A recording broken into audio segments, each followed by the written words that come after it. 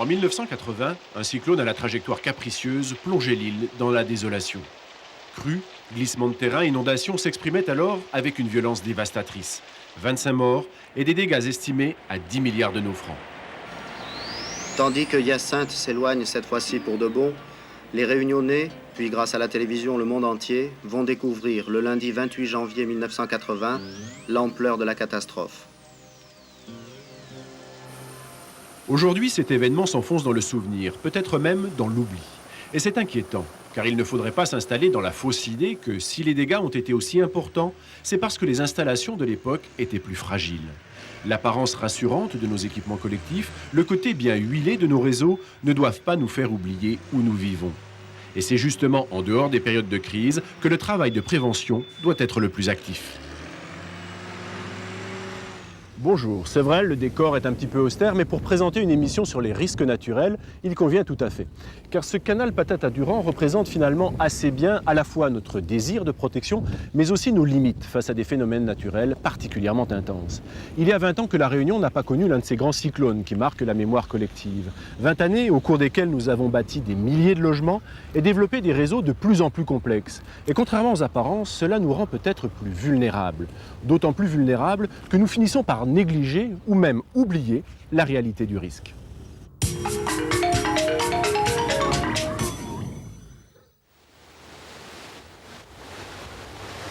En février 90, à Sainte-Marie, la petite ravine Bardot entre en crue à la suite de fortes pluies.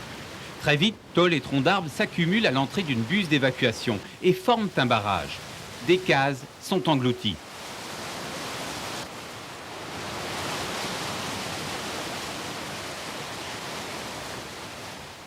Heureusement que les enfants n'étaient pas avec nous. Mais si les enfants étaient avec nous, on a 5 enfants là-dedans. Mais si c'était avec nous, on n'aurait pas pu sauver. Hein. Pour les riverains, les dégâts sont considérables.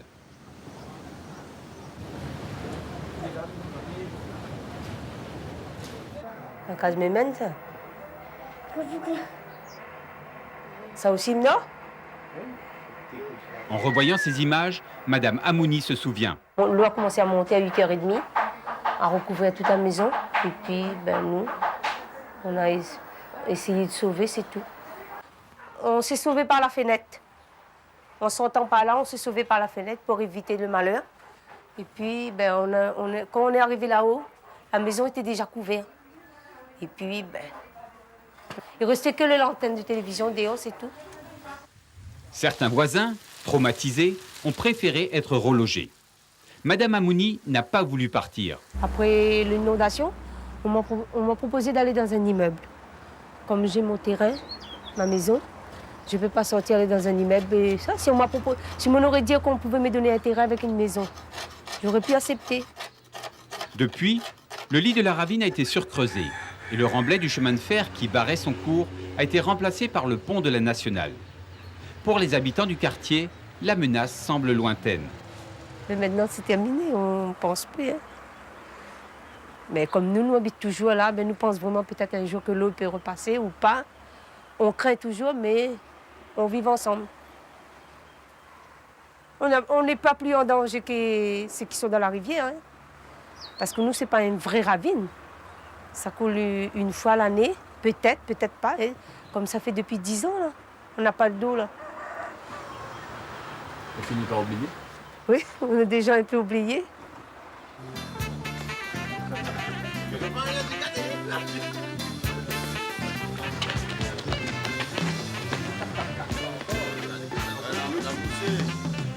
À la colline, petit quartier niché dans le fond de la rivière Saint-Denis, en plus de la ravine, il y a le rempart qui surplombe presque toutes les cases. Ben ouais, c'est ce gars-là. 3h30 du matin. Boum! Tremblade et tout. Regarde en l'air, vous voyez, c'est pas. Voilà.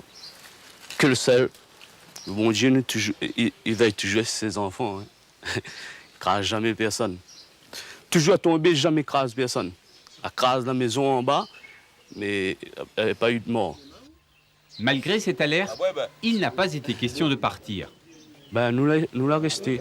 Même s'il avait le danger, il avait la rivière, il avait le cap des tombes, nous la reste même. nous a fait à nous une idée dans la tête, ben, nous avons une liberté, n'y paye rien, on préfère rester là. Et ce lieu-là, c'est un lieu, je veux dire, c'est unique. C'est le seul endroit de Saint-Denis où ça nous gagne encore. Dit, mais ça va dans mon parc volaille, mais ça tient volaille, là, la famille vient. Il y a un cosson là, la fin bien gras, là, nous sommes mangés, nous là, la famille vient. Vous comprenez? Si nous, à où mettre à nous dans l'immeuble, à nous n'a jamais vivre dans l'immeuble. Les affaires, c'est que nous ne gagnera pas, nous habiter soin nos animaux, nous habiter à la vie nature, comme dit Banawa, routes. C'est un bon quartier, tout le monde s'entend.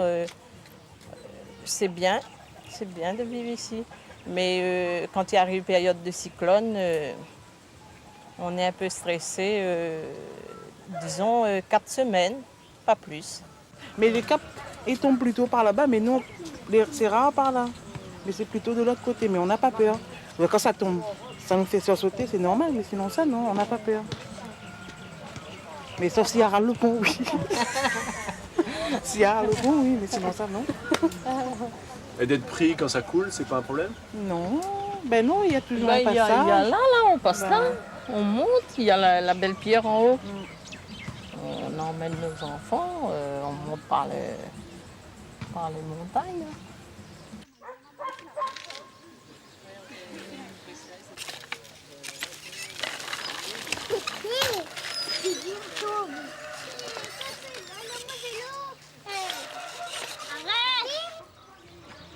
Un monde, il va sortir là-bas, il va arriver là, il va avoir on dit, car on dit, ah, Zarmé m'a habité là. Mais nous, on a toujours été là. Ça nous disons au bruit, comme dit Manas, disons au bruit, les coupés étaient là. Il n'a pas fait rien. Danser à haut, de l'eau à haut, galer à haut, nous les là, nous. Nous les là, pourquoi? C'est pas parce que nous aimons le danser, mais c'est que nous la fait vivre avec. Vous comprenez? Et bien pour nous, pourquoi nous ça sortir là, où ça nous les zen, me dirais, pour aller payer mon lapad dans mon immeuble, pour être comme mes volailles dans le caseau. Vous comprenez ce que ça me veut dire? Mais le train là-dedans, c'est que, pour demander tout le monde ça couvert, ils sont là, hein. Personne n'a envie de sortir là. Et pour nous, c'est pas un endroit à risque. Danger d'un côté, style de vie de l'autre, les gens de la colline ont clairement fait leur choix et affichent une belle sérénité. Trop belle peut-être, car ces dernières années ont été plutôt calmes côté mauvais temps. Et il ne faudrait pas que la vigilance cède le pas devant l'oubli.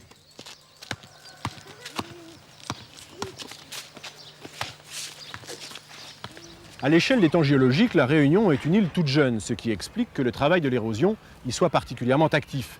Les rivières creusent leur lit à toute vitesse et évacuent chaque année des volumes considérables de galets. Les remparts sont grignotés et les mouvements de terrain permanents. Dans les cirques, ces phénomènes atteignent une intensité qui ébahit les géologues. Alors question, de tels phénomènes sont-ils compatibles avec une activité humaine ?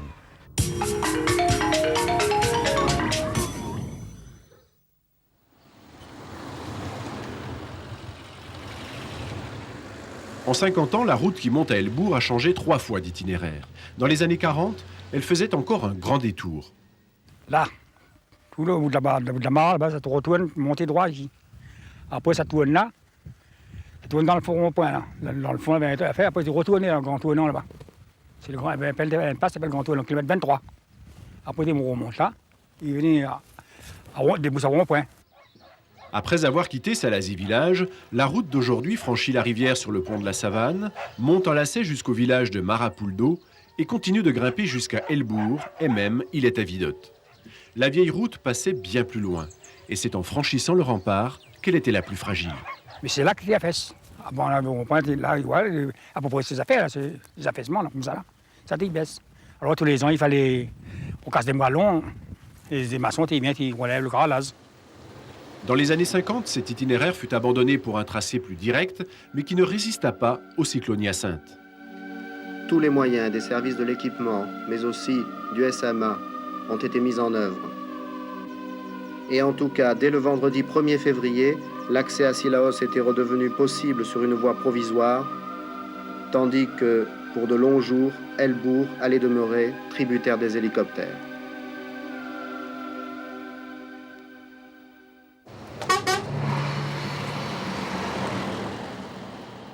Refaite une 3e fois, la route, celle que nous connaissons aujourd'hui, continue de bouger.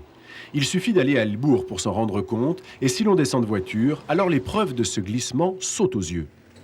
Et ces déformations s'observent au niveau du caniveau et on voit que l'alignement a été complètement perturbé. Il faut savoir que cette route a été reconstruite en 1980 et depuis 20 ans, on assiste à un déplacement de plusieurs mètres, voire une dizaine de mètres.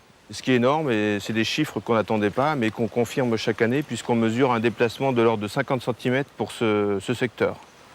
Et si on extrapole ça sur un siècle, ça ferait 50 mètres. Bon, ben là, je peux lancer ma mesure. Les satellites sont OK. C'est parti pour un quart d'heure. Ces chiffres, fournis par une campagne de mesures satellites, ont permis de localiser les zones de glissement les plus actives et de comprendre mieux ce qui se passe. Chaque année, la rivière du Mât creuse son lit et s'enfonce au pied du plateau de Marapuldo. Privé d'appui, celui-ci se déplace en bloc vers la rivière. Ce plan de glissement au pied d'Elbourg se voit très bien dans le paysage. Alors là, nous sommes sur le glissement lui-même et je dirais nous sommes au pied du plateau d'Elbourg. Alors ce point de vue est intéressant parce que ça nous permet de voir la cicatrice donc, qui entoure le glissement. Donc c'est un petit rempart qui fait une centaine de mètres de hauteur. Et surtout, ce qu'on peut voir, c'est que ce rempart est actif. Ça veut dire que l'ensemble du plateau ou du compartiment où nous sommes s'est affaissé. Donc il s'affaisse d'une part et en même temps, il se déplace vers la rivière du Mât qui le grignote à son pied. Alors peut-on continuer d'occuper des zones aussi mouvantes? Sous certaines réserves, oui. Ici, on a un témoin, c'est cette route qui a été récemment construite, qui est en béton, donc qui est cassante. Nous ne voyons aucune déformation. Donc ce que l'on peut observer, c'est que les déformations vont se concentrer sur les bordures du glissement, soit latéralement, comme nous avons vu tout à l'heure quand nous avons franchi le pont de Savane, soit au pied du rempart. Mais dès lors que nous sommes sur le glissement, nous sommes comme sur un bateau, c'est-à-dire que ça ne se déforme pas. Donc, ce qui veut dire, sous certaines conditions, on peut très bien vivre et occuper ces espaces. Sous certaines conditions, voilà qui est clair, car il n'est pas question de négliger des mouvements d'une telle ampleur. Il faudra donc continuer d'accumuler les informations pour connaître plus finement les mouvements de terrain. Il faudra absolument éviter d'occuper les zones les plus actives et concevoir tous les aménagements en fonction de ces glissements. À commencer par la route, pour laquelle un 4e itinéraire est prévu, afin qu'elle ne traverse que les zones les plus stables.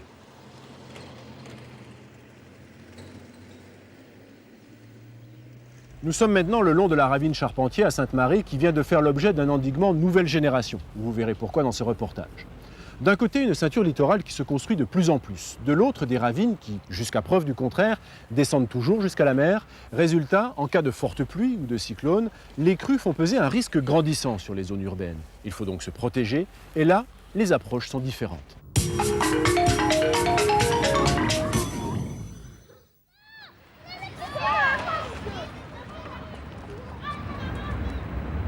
Quand l'urbanisation s'est accélérée dans les années 70, la question s'est vite posée.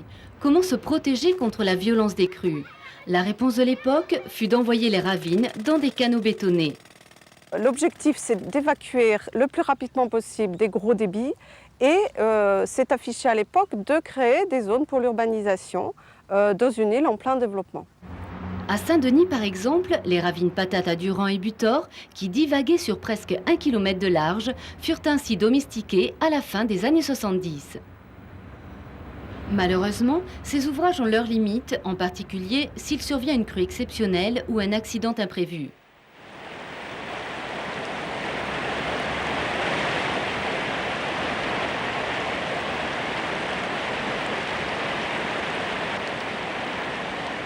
Tout le monde se rappelle ces images extraordinaires, filmées pendant Hyacinthe ou plus près de nous, l'inondation provoquée par le blocage du canal du Butor. On s'est aperçu que c'était quand même hydrauliquement, pas très fiable, hein. Sans parler des conséquences au niveau de l'environnement. Le fond de la ravine bétonnée ne permet absolument pas à la rivière, même si c'est une ravine sèche, en tout cas au milieu naturel, de se reconstituer. Et puis, au niveau paysage, c'est très difficile à intégrer, même en milieu urbain. Au milieu des années 90, les drames de Vaison-la-Romaine et de Nîmes ont conduit l'État à adopter une position assez radicale. Plus question d'essayer de contenir les crues entre deux murs et d'aménager derrière. Le lit principal des rivières sera aménagé de façon plus respectueuse des paysages et surtout, chaque fois que c'est possible, on réservera à la rivière un espace où elle pourra s'étaler en cas de fort débit. Là, on s'imposera de ne construire que des équipements légers présentant peu de risques. Pas de logements, pas de bâtiments industriels ou commerciaux. Pour les communes qui courent après le moindre mètre carré de terrain, c'est une contrainte bien difficile à accepter. La commune doit avoir une obligation qui est un petit peu contradictoire. D'une part, protéger les terres agricoles et les zones naturelles, et d'autre part, densifier les zones habitées. Or, pour densifier les zones habitées à La Réunion, il faut protéger la population et libérer les terrains en ville. Ça veut dire en clair, faire des endiguements qui permettent de réaliser cet objectif. Donc le maire est pris entre toutes ces contradictions. Les communes ont des difficultés à réaliser. À Saint-Benoît, la question se pose en ce moment même à propos de la rivière des Marsouins, juste avant son débouché sur la mer. En rive gauche, le centre-ville avec ses commerces, son hôpital et ses écoles doit être absolument protégé. Une digue puissante sera installée. Sur l'autre rive, il reste encore pas mal de place. Des espaces verts, des terrains de sport, mais rien de plus pour le moment. Là, deux conceptions s'opposent. Soit on endigue au niveau de la berge, et donc tout cet espace-là devient hors d'eau, en tout cas pour la crue centenale. Et c'est vrai que là, la commune peut envisager une urbanisation qui peut être intéressante dans le cadre du fonctionnement du centre-ville. Mais par contre, aucune sécurité pour un débit supérieur à la crue centenale. Donc soit, comme nous le souhaitons maintenant, on laisse cette zone qui est un espace de respiration pour la rivière. Face à l'énorme demande dont elles sont l'objet en matière de logement, les communes n'ont guère le choix. Si les communes doivent investir des sommes importantes, et vous avez vu l'importance des travaux à réaliser, ça doit pouvoir avoir un objectif de rentabilité sociale et économique sur la commune. C'est-à-dire apporter des logements là où le plan d'occupation des sols et le schéma d'aménagement régional et le SCOT permettent à la commune d'intervenir pour construire ces logements sociaux. C'est-à-dire récupérer les terrains dans les zones habitées.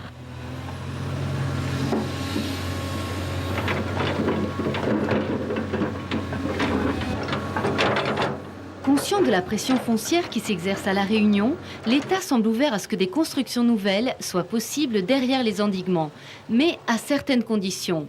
Il faudra entre autres mesures que des procédures de vigilance particulières soient mises en place, que les constructions soient conçues pour faciliter l'évacuation de l'eau en cas d'inondation et que l'occupation des rez-de-chaussée soit limitée.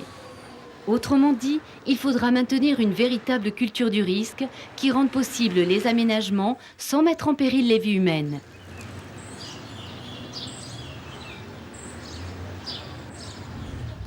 Il existe un phénomène qui ne menace directement ni les vies, ni les biens, qui ne frappe pas l'imagination, mais qui pourtant coûte cher et dont l'enjeu à long terme est énorme. L'érosion agricole, puisque c'est de cela qu'il s'agit, rend les agriculteurs de plus en plus dépendants, en les privant de la fertilité naturelle de leurs terres. Certains d'entre eux ont décidé d'enrayer ce processus de dégradation de leurs parcelles.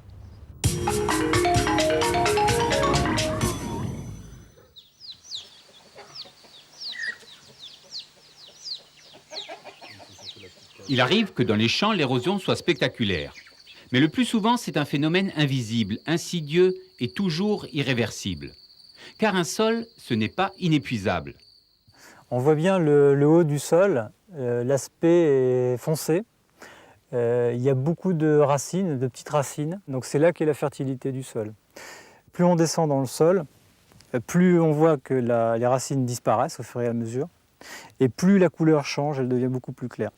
Donc tout l'effet de l'érosion, c'est de supprimer la couche superficielle du sol qui est la plus fertile et la plus intéressante, donc pour les plantes, mais aussi pour l'agriculteur. Voilà, l'enjeu est là. Bien sûr, tous les champs n'ont pas la même sensibilité à l'érosion. Une culture de canne sur les terres plates du littoral ne craint pas grand-chose. Mais dès que la pente s'accentue, et surtout si le travail du sol est agressif, alors le risque devient énorme.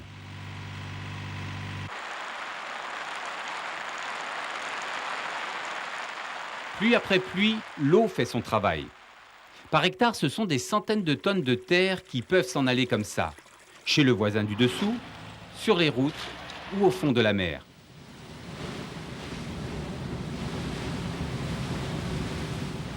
Si rien n'est fait, les parcelles décapées deviennent stériles.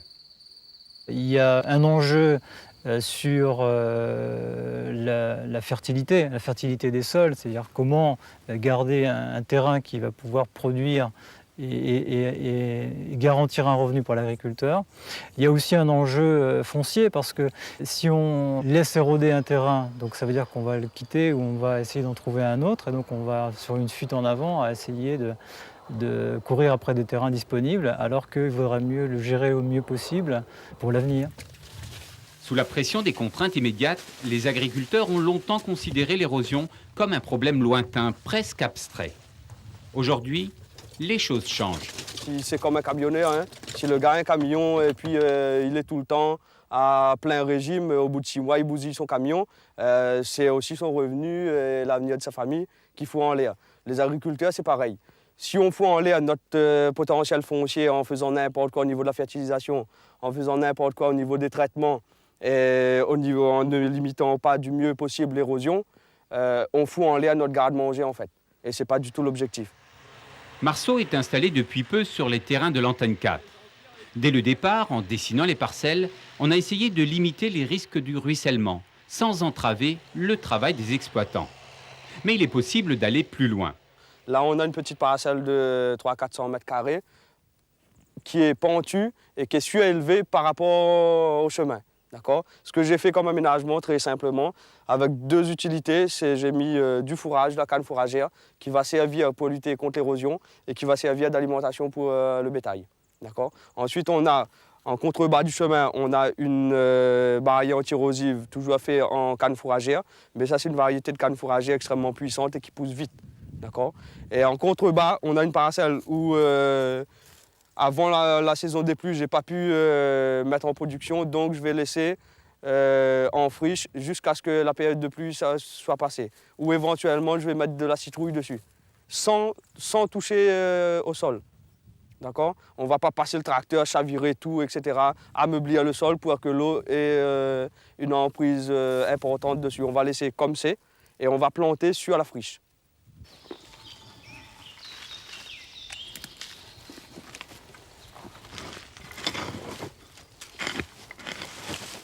Autre exemple dans les hauts de 3 bassins. Au géranium est associée l'image traditionnelle du planteur courbé sur sa gratte. Beaucoup de terrains n'ont pas résisté à ces pratiques de culture et ont été décapés jusqu'au tuf. Aujourd'hui, les planteurs travaillent autrement. Ici, on est dans un champ de géranium. Ça paraît bizarre, on voit à peine parce qu'on voit plus le paillage que le géranium. Parce que là, le géranium, ils viennent de planter, on voit à peine. Un matelas de paille de canne est apporté entre les pieds de géranium. Pour les planteurs, le premier avantage est économique. Une fois le paillage est mis, on est tranquille pendant au moins 1 an. On vient juste derrière pour couper. C'est un gain de temps pour nous. On n'a pas de désherbage à faire, on fait l'économie au niveau de désherbage, on a moins de dépenses.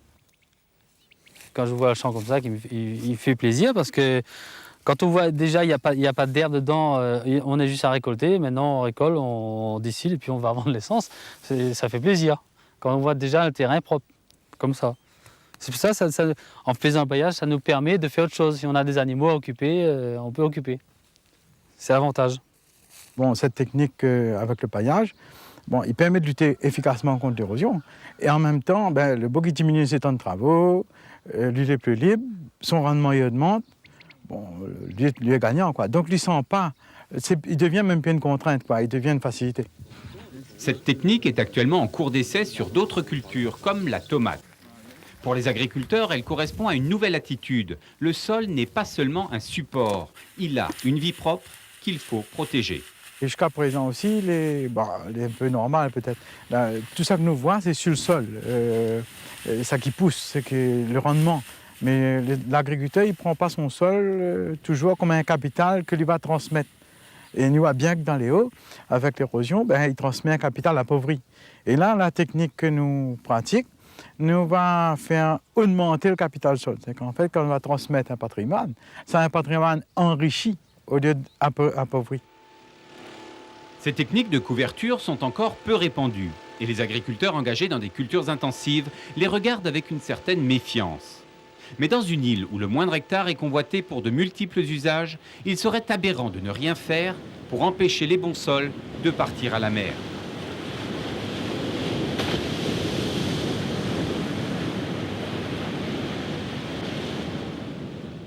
A noter que ces particules de terre qui sont arrachées sur les pentes finissent par se retrouver aussi dans le lagon, ce qui n'arrange rien pour la faune corallienne. Voilà, nous sommes arrivés au terme de cette émission. Une fois de plus, nous n'avons pas pu faire le tour complet de la question. Nous n'avons rien dit, par exemple, de ces zones inondables qui ne sont pas directement menacées par une ravine. Il y en a. Ce sera pour une prochaine fois. En attendant, merci d'être resté en notre compagnie. Au revoir.